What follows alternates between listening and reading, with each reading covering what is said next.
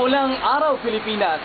Ang kuha pong yan ay nakikita niyo po ay kuha po ng ilog ng Zapote, kung saan po kitang-kita po natin ang unti-unting pagtaas ng ilog na umaabot na po sa mga kabahayan na nakatira malapit sa mga ilog.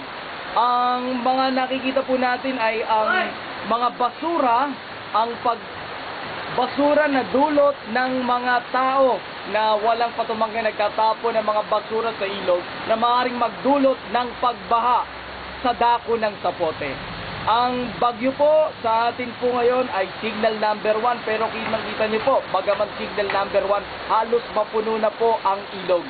Babala po sa mga nakatira dito sa tabi ng ilog, mag-ingat po tayo. Maaari pong magdulot ng flash floods ang pagtaas, ang patuloy na pagtaas ng ilog. Mula po dito sa Ligas, Bacoor, Cavite, ako po ay tagapagpulat, Jovelito Atienza.